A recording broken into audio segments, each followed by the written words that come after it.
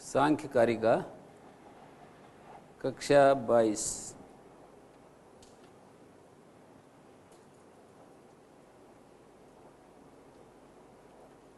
ये कारिका आज जो चल रही है भेदानाम परिमाणात 15वीं कारिका, अव्यक्त की सिद्धि के लिए भेदानाम परिमाणात समन्वयात शक्तितः प्रवृत्ति कारण कार्य विभागात अविभागात वैश्वरूप्य से, हम इस पर देख सकते हैं।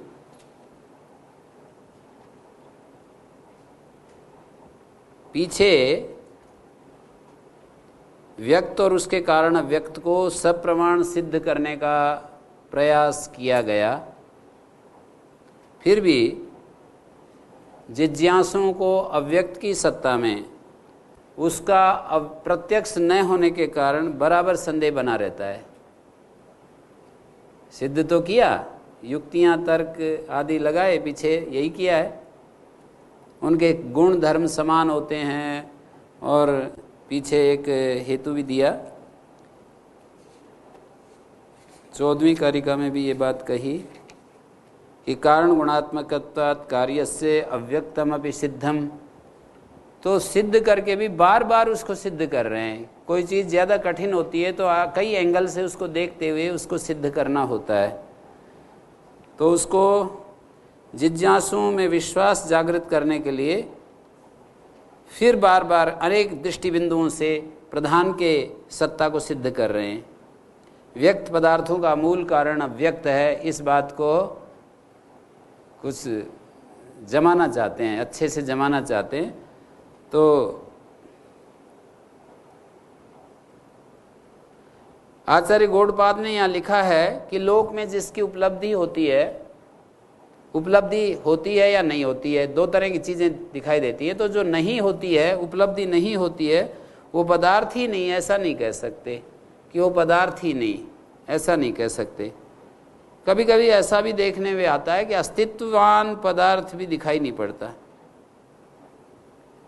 जैसे वो एक उदाहरण देते हैं कि पाषाण में जैसे गंध नहीं होती, नहीं अनुभव होती, तो इसका अर्थ ये नहीं कि गंध नहीं है।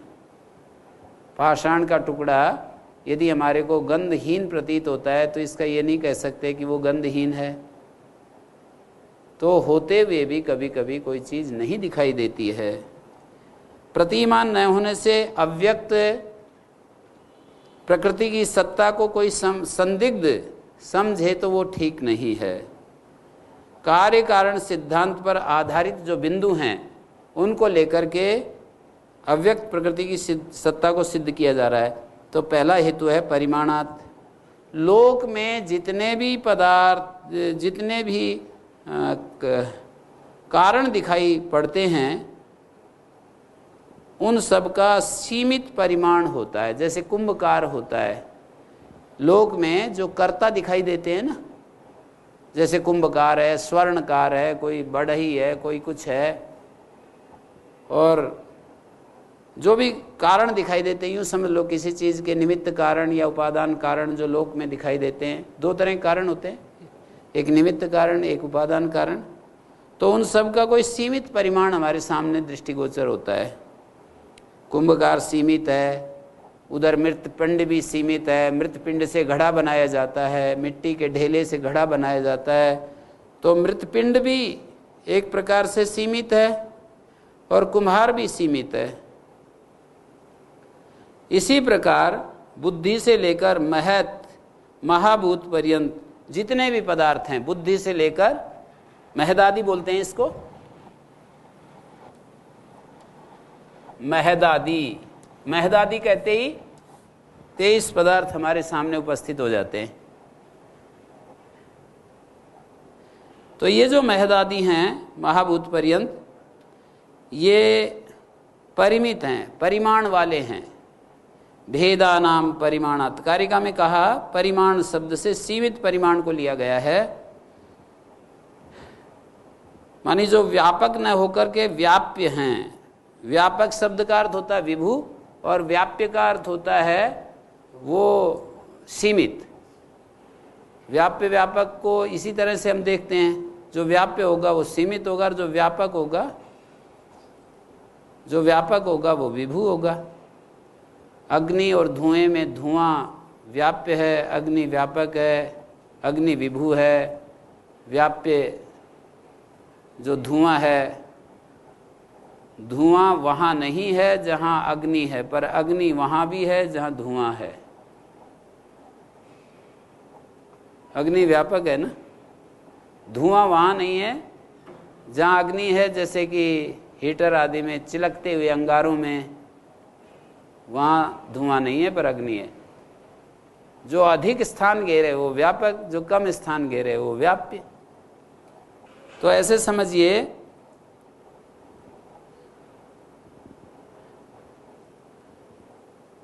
व्यापक हो गया विभु और व्याप्य हो गया परिच्छिन्न।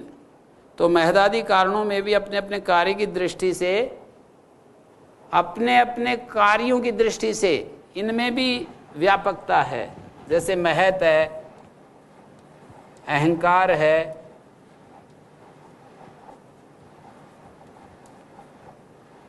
और मन है, इंद्रियां हैं,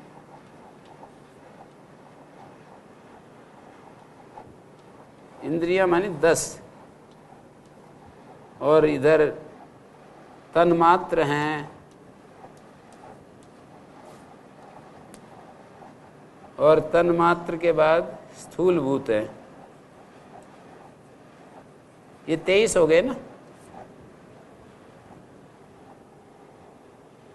महत, अहंकार, तन्मात्र, मन, इंद्रियां, अहंकार के 16 विकार, अहंकार के 16 विकार, अहंकार के 16 विकार, तन्मात्र, मन और इंद्रियां।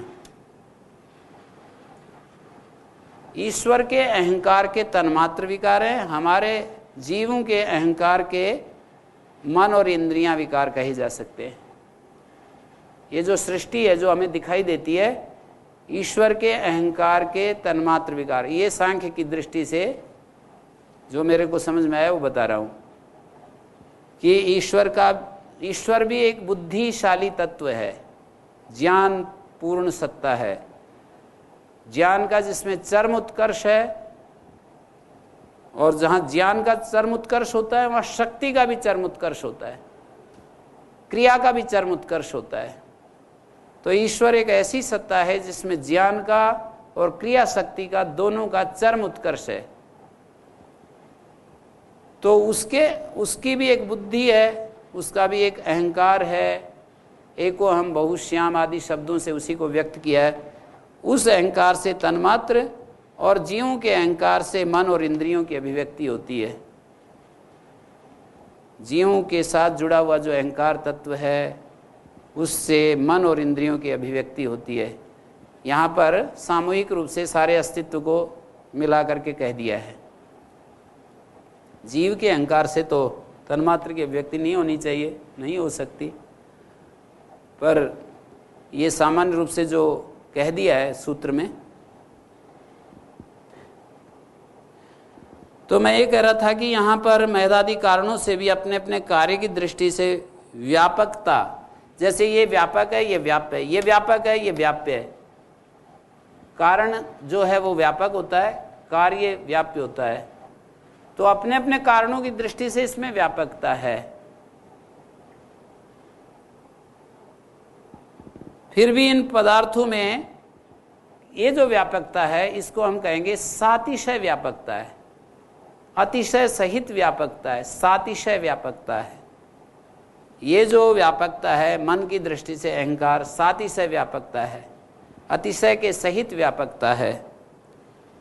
तो ये परिमित परिमाण के अंतर्गत ही आते हैं। ये भी परिमित, ये जो तन्मात्र है यद्यपि स्थूलभूत का ये कारण है और इसके अंदर व्यापकता है, इसके अंदर व्याप्यता है, पर फिर भी ये परिमित परिमाण के अंतर्गत ही आएगा। साथ ही से व्यापकता है, इससे भी ज़्यादा किसी में व्यापकता है, व्यापकता है पर साथ ही से व्यापकता है। इससे इसमें ज़्यादा व्यापकता है, इससे इसमें ज़्यादा व्यापकता है, इससे भी ज़्यादा व्यापकता अव्यक्त में है। उसमें ऐसी व्यापकता है, निरतिशय व्यापकता है। जो प्रकृति है उसमें जो व्यापकता है वो निरतिशय व्यापकता है। भेदानाम परिमाणत, पहला वाला जो हेतु दिया, परिमित कार्यों से उनका अपरिमित निरतिशय कारण अव्यक्त अनुमित होता है। मानी जो कार्य होता है वो परिमित होता है, उसका कारण जो है अपरिमित होता है। परिमित कार्यों को वो उत्पन्न करता है अपरिमित कारण। तो प्रधान न होता तो महदादि व्यक्त पदार्थ भी दृष्टिपथ में नहीं आ सकते थे। तो इन परिमित महदादि कार्यों का अपरिमित मूल कारण अव्यक्त सिद्ध होता है। ये एक बात होगी भेदा नाम परिमाणात। भेदों के परिमाण देखे जाने से, भेद जो अलग अलग है ना, ये महदादि जो ये भेद है ना, इनका परिमितता देखे जाने से इन कार्यों का एक अपरिमित कारण होना चाहिए। जैसे स्वयं इनमें देखें तो हमारे मन का एक अपरिमित कारण है अहंकार, तन्मात्र का अपरिमित कारण है अहंकार, पर ये अहंकार निरतिशय व्यापक नहीं है। इसका भी कारण है महत, वो इससे ज़्यादा व्यापक है। तो इन सब का एक निरतिशय व्यापक कारण है और उसी को अव्यक्त कहते हैं। दूसरा जो इसमें दिया है समन्वयात, समन्वयात को हम देख सकते हैं। समन्वय शब्द का अर्थ होता है समरूपता, समानता। समन्वयात मानी समानता, मानी कार्य कारण की एक रूपता, कार्य कारण की एक रूपता। जैसे कोई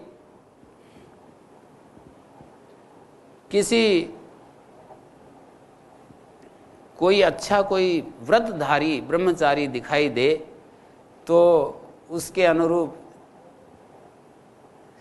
सुखदेव जी महाराज जैसा कोई तपस्वी, एक बड़ा वैराग्यवान वो दिखाई दे तो उसके वेदव्यास जी जैसे कोई योगी पुरुष कारण का अनुमान करते हैं कि भाई एक असाधारण कोई, इसका तो माता पिता भी कोई असाधारण कारण है।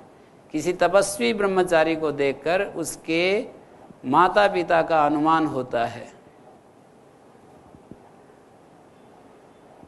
किसी कहते हैं ना एक बड़ा अच्छी जाति का कोई फल है, उसको देख करके एक अच्छी किस्म का अनुमान होता है कि ये तो बड़ा कोई अच्छी जाति का फल है। तो इस तरह से माने उसके जनक का हम अनुमान करते हैं और वो ठीक भी रहता है। तो इसी प्रकार अध्यवसायात्मक, अभिमानात्मक आदि अपने अपने व्यापार की दृष्टि से, ये अध्यवसायात्मक है, ये अभिमानात्मक है, ये संकल्पात्मक है। अध्यवसायात्मक, अभिमानात्मक, ये अध्यवसाय बुद्धि होता है, अभिमानो अहंकारा होता है।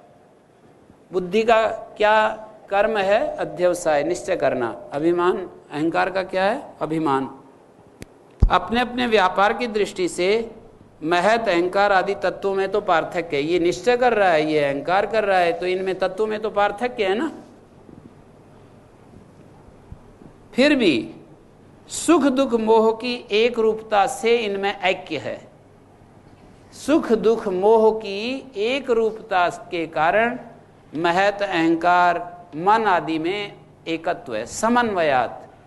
इनमें कुछ ऐसा समन्वय है, कुछ ऐसा धर्म है जो समन्वित हो रहा है, जो इसमें भी है, इसमें भी है, इसमें भी है। सुख दुख मोह की एक रूपता को हम लेकर के इसको कह सकते हैं कि इनमें समन्वय है। ओम गुरु जी। हाँ जी गुरु जी, अभी आपने जो बताया कि जीवात्मा के अहंकार से तन्मात्रा उत्पन्न नहीं हो पाएगा, तो वो परमात्मा के अहंकार से तन्मात्रा, वो उसको स्पष्ट नहीं हो पाया। जीवात्मा के अहंकार से तन्मात्रा उत्पन्न क्यों नहीं हो पाएगा? तन्मात्रा अर्थात स्थूलभूत और सूक्ष्मभूत लेते हैं, अर्थात स्थूल शरीर सूक्ष्म शरीर इतना ही तो लेते हैं, तो फिर क्यों नहीं होगा?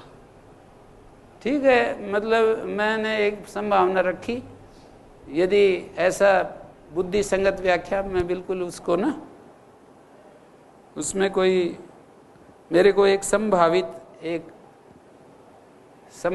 एक विचार आया, वो मैंने आपके सामने रख दिया। उसमें ऐसा यदि लगता है कि जीव के अहंकार से भी ये शरीर जो है बन जाता है, वो भी एक जो आप बोल रहे हो वैसा भी मानते हैं, वैसे भी मानते हैं कि हर जीव के अहंकार से एक एक शरीर और एक एक ये उत्पन्न हो जाता है। वो भी एक पक्ष है कि हर, जैसे ये अलग अलग है ना, सब अपने अपने शरीर का निर्माण कर रहे हैं, सब अपने अपने शरीर का, तो वो अपने अपने अहंकार से तन्मात्र ये वो सब उत्पन्न होता रहता है, ऐसे ये भी एक पक्ष है। तो गुरुजी अब ये यदि ये पक्ष किसी को ठीक लगता है तो ये सही।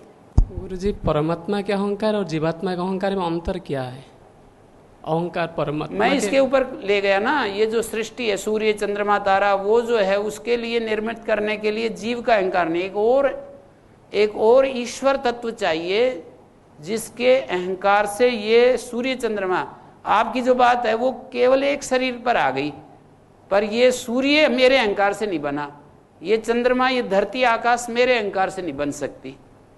ये बात तो गुरुजी ठीक है, लेकिन हमारा जो अभी जो प्रसंग चला है महत अहंकार, इस प्रसंग में तन्मात्र से हम सिर्फ हमारा सूक्ष्म शरीर और स्थूल शरीर ही लेंगे ना, सूर्य चंद्र आदि भी ले सकते हैं? नहीं, उसको नहीं ले रहे, मैं ये कह रहा हूं, पर सृष्टि तो बनी हुई दिखाई देती है जी। और वहां भी ये कहा जाता है सांख्य के अनुसार कि सही सर्वविद सर्वकर्ता ईदृशे ईश्वर सिद्धि सिद्धा, ऐसे ईश्वर को हम मानते हैं।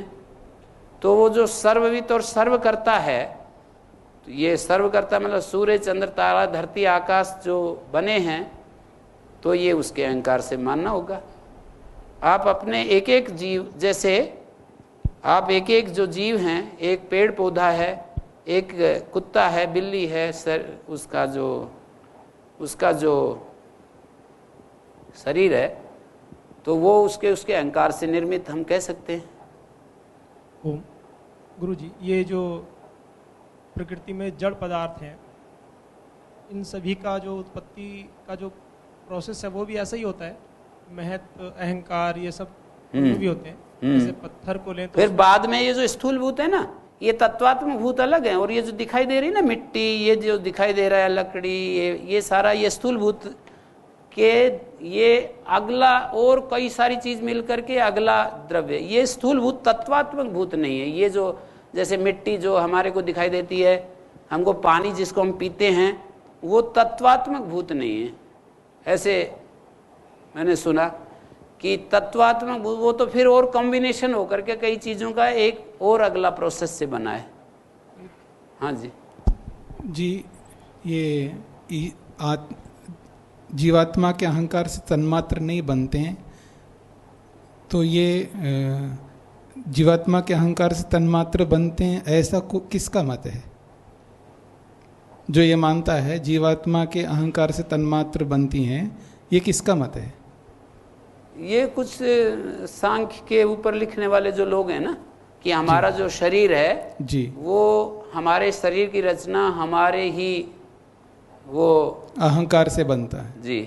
अच्छा, और आपने एक बात कही है कि ईश्वर के अहंकार से तन्मात्र बनते हैं। मैं उसकी बात कही, जो सृष्टि दिखाई दे रही है ना, वो मैं समझ रहा हूँ, लेकिन वो ईश्वर का अहंकार कौन चीज है वो आप बताइए एक बार। किसको आप ईश्वर का अहंकार मान रहे हैं? ईश्वर का अहंकार का मतलब ईश्वर के साथ जो प्रकृति तत्व जुड़ा हुआ है और उससे जो एक महत तत्व उसके साथ संबद्ध है जी, अनंत ज्ञान युक्त, और उस अनंत ज्ञान के साथ जो फिर एक भाव आता है कि मैं बहु हो जाऊं, उस ज्ञान में जो एक बहु भाव की जो वो वही अभिमान अहंकार होता है ना। मैं वो समझ रहा हूँ जी, पर इस बात से ये विद्यार्थी एक समझ में नहीं आएगा वो ईश्वर का अहंकार से तन्मात्र उत्पन्न होता है, ये समझ में नहीं आएगा। अगर हम ये कहें परमात्मा ने अहंकार बनाया महतत्व से लेकर के, ये यूँ कहिए प्रकृति से महतत्व बनाया, और वो महतत्व इतना बनाया है उसमें से कुछ निकाल करके आत्माओं के लिए दे दिया और जो कुछ शेष है उस शेष से अहंकार बनाया। फिर वो अहंकार भी इतना अधिक बनाया है, कुछ तो आत्माओं को दे दिया और जो कुछ शेष बचा हुआ है उससे तन्मात्राएं बनाए। यानी मैं दो विभाग कर रहा हूँ। महतत्व को हमने एक क्या कहते हैं, मोटी भाषा में कहता हूँ, महतत्व को 1 किलो बनाया, एक उदाहरण दे रहा हूँ, और आधा किलो रख दिया और आधा किलो आत्माओं को दे दिया बुद्धि के रूप में, और जो बचा है आधा किलो उसमें से अहंकार बनाया। फिर उस अहंकार जितना बना है उसमें से आधा अलग रख दिया और आधा जो है आत्माओं को दे दिया, और ऐसे सबके साथ लगा सकते हैं। तो जो आत्माओं को दे दिया जो अहंकार, उसको लेकर के तन्मात्र नहीं बनाया, और जो बचा हुआ अहंकार आत्माओं को देने के बाद में जो बचा हुआ है उस बचे हुए अहंकार से तन्मात्राएं बनाए। सांख्य वाले तो ऐसे ही मानते हैं। नहीं, वो तो ठीक है, पर मैं सांख्य के ऊपर जो चिंतन करने वाले हैं ना जी, उन्हीं की बात कही कि वो ये जो सृष्टि का निर्माण है जी, वो परमात्मा का जो बुद्धि तत्व है, उसी का जो अगला विकार है ना अहंकार, और जी, उसी का जो अगला विकार है तन्मात्र। जी, परमात्मा ने भी, वो तो मैंने अपना अभिप्राय प्रकट कर ही दिया उनका, जो जी। उनका मत है। अब ये तो अतीन्द्रिय चीज है और इसमें मैं कोई नहीं, उसमें ठीक है जी, मैं उसमें निषेध नहीं कर रहा हूँ, लेकिन जो ये कथन किया जा रहा है ना जी, जीवात्मा के अहंकार से तन्मात्राएं नहीं बनती हैं, वाक्य ठीक है, लेकिन ईश्वर के अहंकार से तन्मात्राएं बनती है, जो वाक्य है ये भ्रांति युक्त वाक्य बन जाएगा। फिर इसकी व्याख्या विशेष करनी पड़ेगी हमको, वाक्य की फिर बहुत व्याख्या करनी पड़ेगी। ईश्वर के अहंकार से तन्मात्राएं बनती, इसका मतलब व्याख्या विशेष करके हमको समझाना पड़ेगा। इस पुस्तक में आगे आएगा जी, ऐसा जी, भूतादि अहंकार, भूतों का कारण अहंकार, वो ईश्वर का अहंकार मानते हैं। इसी सांख्य कारिका में आगे एक बात आएगी। मैं उसी का कथन कर रहा हूँ जी। ये वाक्य ईश्वर के अहंकार से तन्मात्राएं बनी, ऐसा अगर कारिका कह रही है, मैं उसी पर कर रहा हूँ आक्षेप, ऐसा ये वाक्य भ्रांति युक्त वाक्य बन जाएगा। हम ये क्यों ना कहें अहंकार से तन्मात्राएं बनती हैं, और वो अहंकार प्रकृति का है, सत्वरस्तम से बना हुआ जो महतत्व है, उस महतत्व से जो बना हुआ अहंकार है, उस अहंकार से तन्मात्राएं बन रही है, ना कि ईश्वर के अहंकार। या यूं कहिए कि ईश्वर ने जो अहंकार बनाया है जिस महतत्व को लेकर के, उस अहंकार से तन्मात्राएं बनी, तब तो इस वाक्य को हम मान सकते हैं। केवल इतना ही कह दें ईश्वर के अहंकार से तन्मात्राएं बनती हैं, ये तो भ्रांति युक्त वाक्य हो जाएगा ना जी।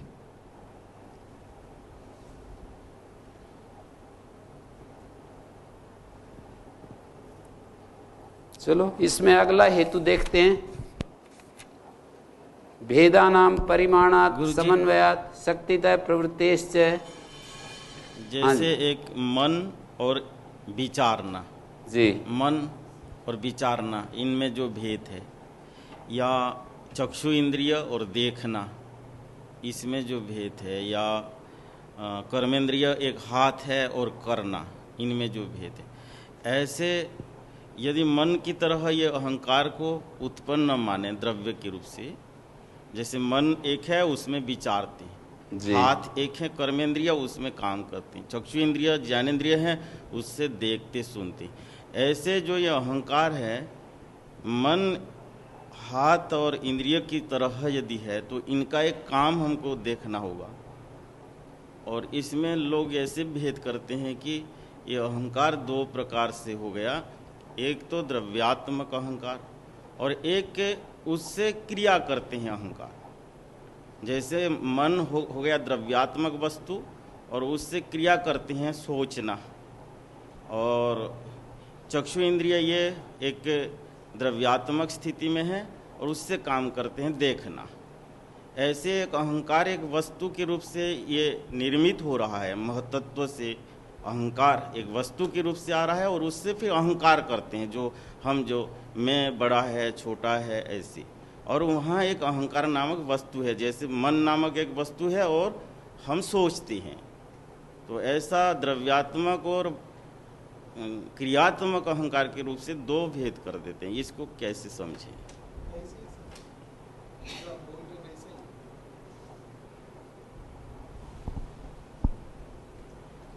नहीं, ये तो जो आप बोल रहे हो इसमें तो युक्ति विरुद्ध तो लगता नहीं है।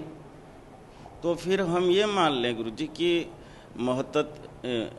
साम्यावस्था प्रकृति से महत बनी, महत से एक अहंकार नामक वस्तु, जो ये मैं छोटा बड़ा ऐसा अहंकार नहीं, ये एक वस्तु रूप अहंकार है, और उस अहंकार से फिर मैं बड़ा है छोटा है ऐसे करते हैं, अर्थात ये करण बन जाता है और वो कार्य के रूप से आता है। जैसे मन करण है विचारने का और सोचना उसका क्रिया है। ये तो बताएंगे स्वयं ये भी कि ये इस सृष्टि प्रक्रिया की जब बात आगे चलेगी ना तो बताएंगे कि इनके स्वरूप क्या है, इनका क्रियाएं क्या हैं। तो वहाँ बताया कि अभिमान को हम कैसे पहचाने, तो अभिमान को देख तो सकते नहीं, उसकी क्रिया से ही पहचानते हैं। जो अभिमान करते हैं ना हम जी, मैं बड़ा छोटा, उसी से केवल उसका अनुमान करते हैं कि एक अहंकार तत्व है। इसी तरह से जो हम निश्चय करते हैं ना, बुद्धि को हम ऐसे तो क्या देखें, अब उसकी क्रिया से ही उसका अनुमान करते हैं कि कोई एक बुद्धि है, बुद्धि नामक सोचते हैं तो एक मन है ऐसे मान लेते हैं। हाँ, जैसे चलते हैं विचार तो संकल्प विकल्प करते हैं तो मन है, देखते हैं तो एक इंद्रिय शक्ति, ये तो गोलक है जी, पर एक शक्ति तो अलग ही है। या चलते हैं तो पैर है, करते हैं तो हाथ है जी। तो ऐसे दो भाग में बांट सकते हैं या नहीं? ऐसे तत्व के रूप में अहंकार को और उनकी क्रियाओं के रूप में। जी, तत्व के रूप में और उनकी क्रियाओं के रूप में। यदि तत्व के रूप से बांट देते हैं तो उस अहंकार से फिर इंद्रियां आदि बन सकती हैं। वो तो सही है, पर फिर वही बात आ गई ना, ये जो किस अहंकार के कई रूप करके विभाजन करके देखते हैं।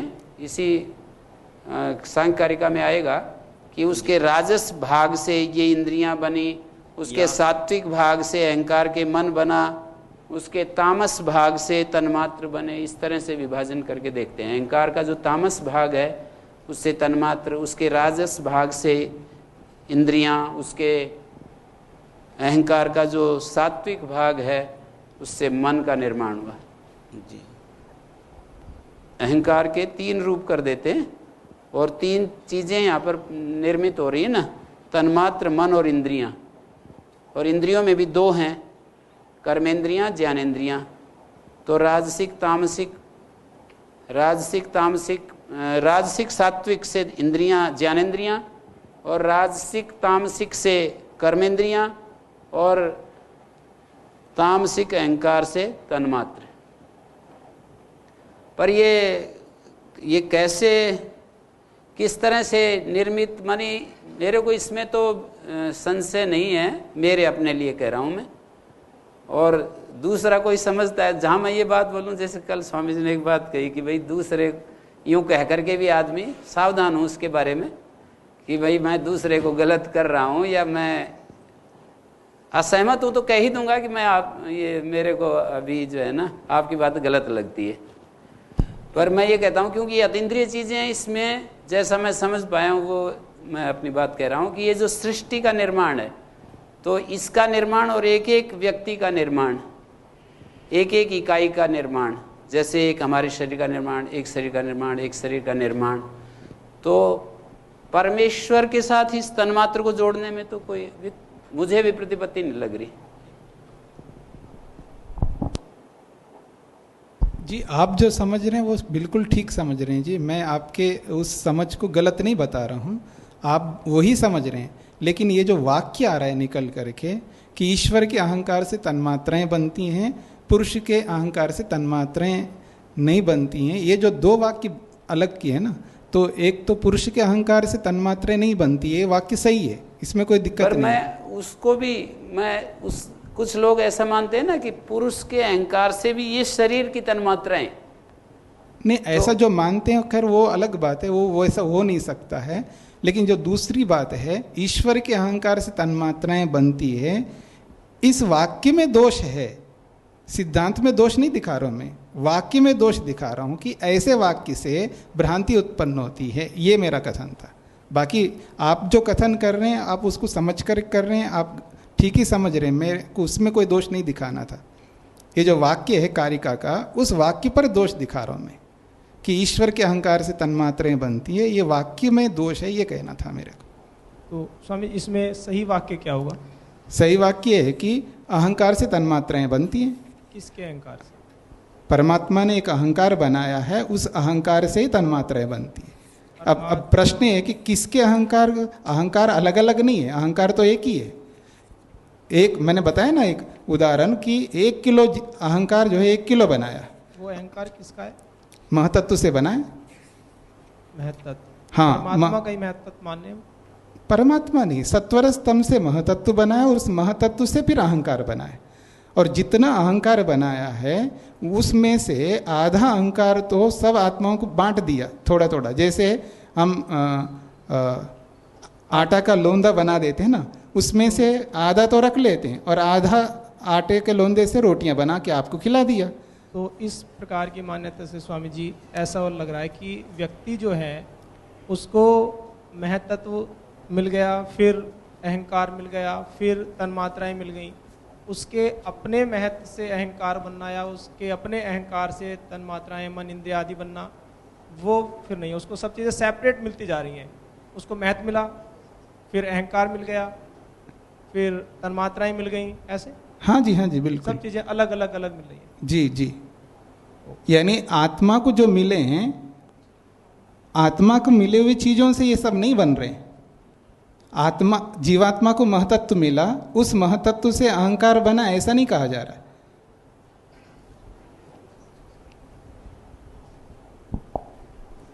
तो समय पूरा हो रहा है।